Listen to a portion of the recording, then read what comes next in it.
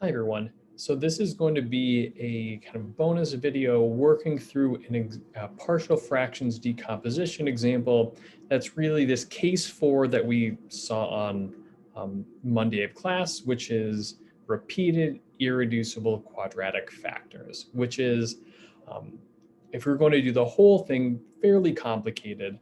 So it's good to see, but as we'll also see with working through it, they do get kind of complicated and don't make for great exam quiz questions.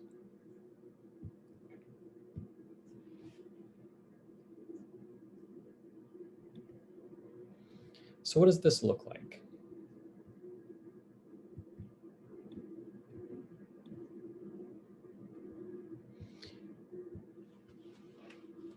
So the integral that we'll look at is the integral of just a 1 on the top, making things a little simpler, x times x squared plus 4 all squared dx. So as these problems go, we will get back to the calculus at the end. Now we need to focus on our function here, 1 over x times x squared plus 4 all squared. And we need to think of what's the form of the partial fraction decomposition.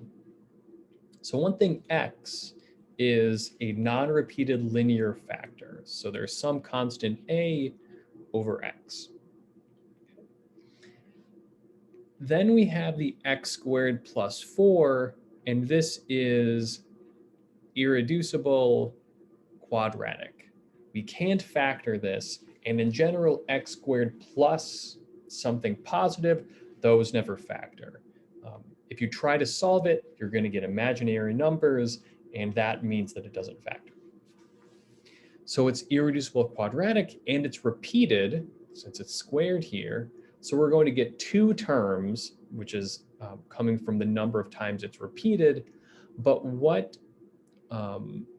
is on the top is going to come from the fact that it's quadratic.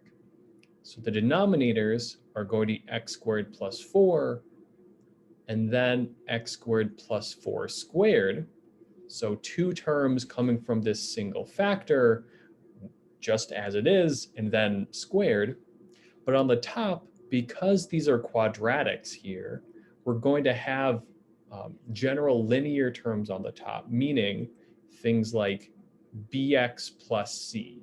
There can be an x term and a constant term, and we have to allow for both of those.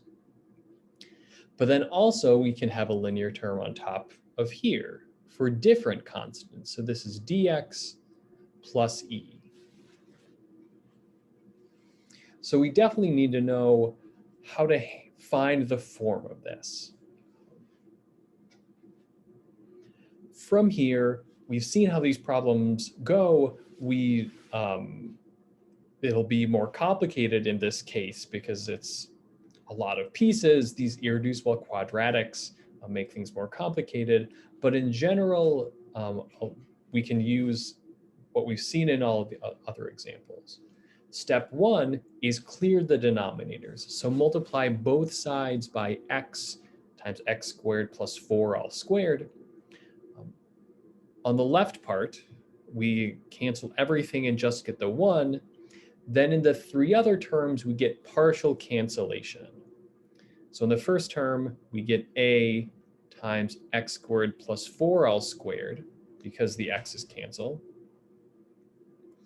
Then we get bx plus c times x squared plus 4 because one of the x squared plus 4's cancels. And then we get dx plus e times x because the x squared plus 4's, both of them cancel with this x squared plus 4 in the denominator, but the x doesn't. Okay. So this is what we always do, multiply it out. This is kind of a mess because there's a lot going on. What also doesn't work very well in here is that x squared plus 4, which is appearing twice, because it's irreducible, nothing we can put in will make it 0. That's really what irreducible means. If that works, that would be a 0, and those just don't exist. So what that means is the technique of choosing the right x to substitute in doesn't really work very well. If you wanted to, you could, if you substitute in 0, which makes this denominator 0, you would kill off these second two terms and you could solve for a, which is a good thing. You could find one of these constants, but that's really as far as you can go. So in this case, really the right way to do it is multiply all of this out, collect all of the like terms, like meaning having the same power of x, and see what the coefficients are. So if you do that, and I'm going to just say what it is, because it's, as you imagine, kind of a lot. This becomes a plus b times x to the 4th. So you could see that by, if you squared this out, you'd get x to the 4th times a. If you take in here bx times x squared, that's bx to the 4th, and we collect those together. Then we get cx cubed, because the only way of getting the x cubed is this c times x squared. And then the rest are a little bigger. So the x squared term becomes 8a plus 4b plus d times x squared. And then 4c plus e times x. And then 16a. So multiplying this all out, because of these x factors here, the only place we get a constant is when you square this 4 to get 16 and multiply it by a. So we get this whole thing. And what we're focusing on in here are these coefficients, a plus b, c, 8a plus 4b plus d, 4c plus e, and then 16a. And what we can see on the other side is we just have a 1. What that means is that this equation, which is saying these two polynomials are equal to each other, means that they have to have the same coefficients.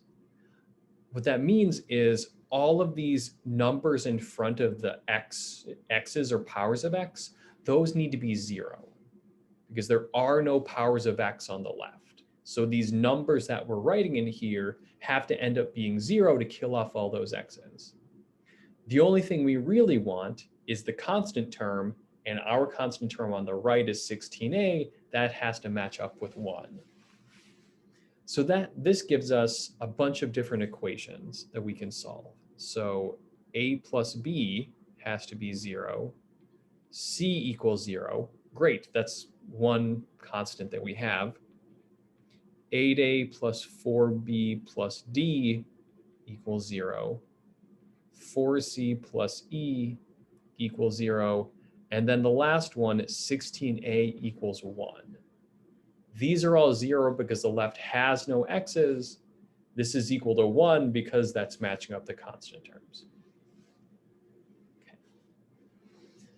So see, we have 16a equals 1, divide both sides by 16, and we get a is 1/16.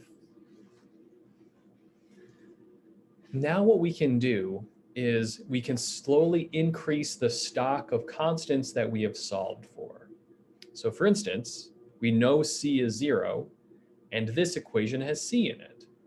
Well, if we put 0 in instead of this constant c, we get that e also equals 0. Similarly, but giving us something a little more interesting, a plus b is supposed to add up to be 0, but we found a, that's 1/16. So 1/16 plus b equals 0, and subtracting 1/16, we get b is negative 1/16. And then we can turn to our final equation, which has 3 variables in it, but A, we found 1/16, and B, we also found -1/16. So substituting those two values in for the A and B here, 8 times 1/16 is a half, 4 times -1/16 is -1/4, plus D is supposed to be 0. That's a fourth plus D is 0, or D is -1/4. So we can find all of these constants, which is, in this case, turns out to not be so bad after some pretty heavy lifting in the algebra, clearing all the denominators and then multiplying this out and grouping everything as appropriate. So now we have all these constants, and then we can say, instead of this rational function, take this form with the constants we found and integrate that instead. So I'll rewrite this on the page. Now we can start focusing on the integral. So the integral we get was 1/16 over x. That was the A that we found. -1/16 x over x squared plus 4. This was the B, and the C was 0, so there's no constant. And then -1/4 x over x squared plus 4 all squared, with the -1/4 being the D, and the E was 0, so we don't have a constant added on the top. And now this is what we want to integrate. The first one, which is 1 over x, that we can handle. So that one we'll just rewrite as 1/16 natural log absolute value of x.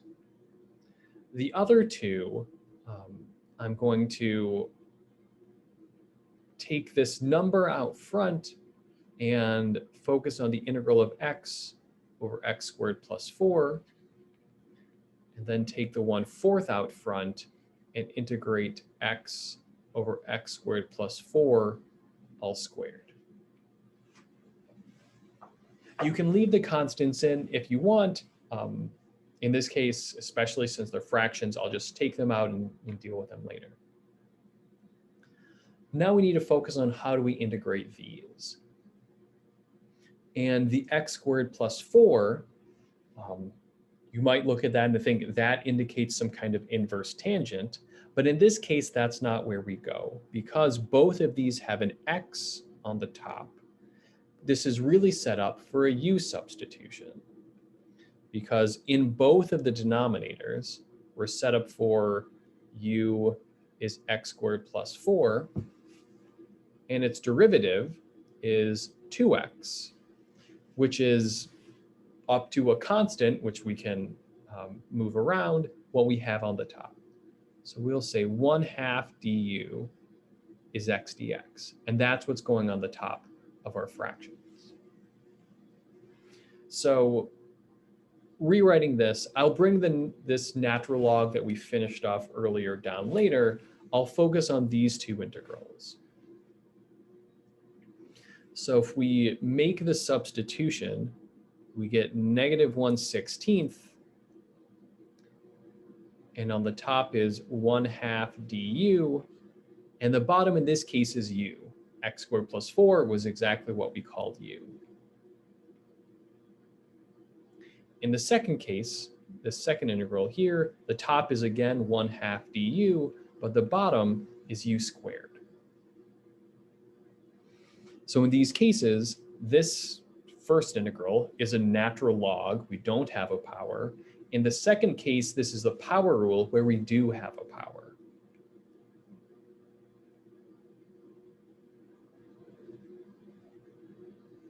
And to emphasize how we're going to use this u squared, or rather, I'm not pointing to the bottom, but just this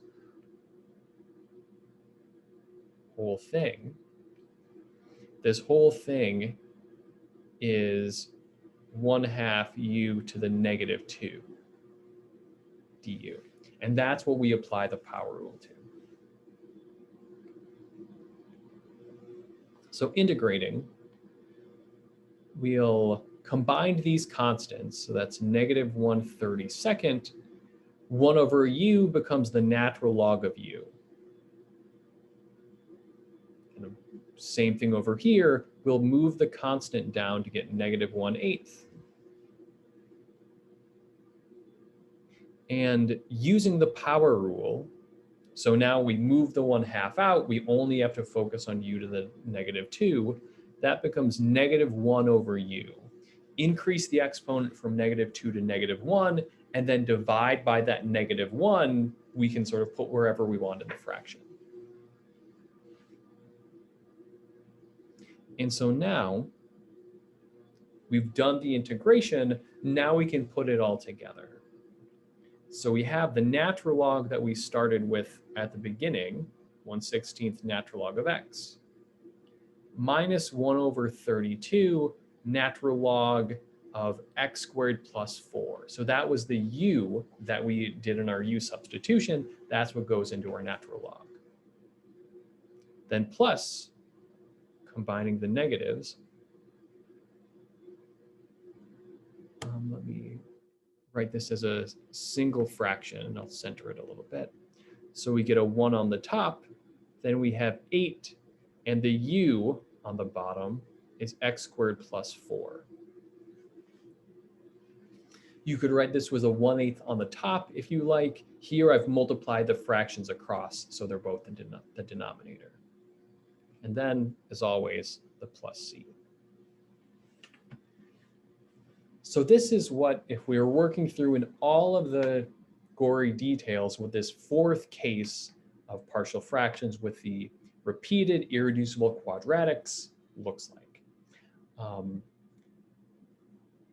This is, in fact, about as simple as these can get, because the top, if we go back to the very beginning, was just 1. That's not a lot going on. And besides this irreducible quadratic, we only have one other factor, x. So while the execution is in a lot of ways similar to what we've done before, because it's a lot of the same moves, clear the denominators, use this other method where we don't substitute in x's, but we rather multiply things out and match up coefficients. And then once we've found the partial fractions, we have to integrate using the couple of different things that can happen. In this case, u substitution notably. So the ingredients themselves are not really anything new, but especially the execution of the partial fractions. So this step in finding the constants is more and more complicated of what we've been seeing before. Okay. So if you have any questions about this, I'd be happy to talk with anyone either by email or office hours or at the end of class or whenever. But hopefully this is informative and you have a feel for what this fourth case would look like if we were going to really try to tackle it. All right, see you in class.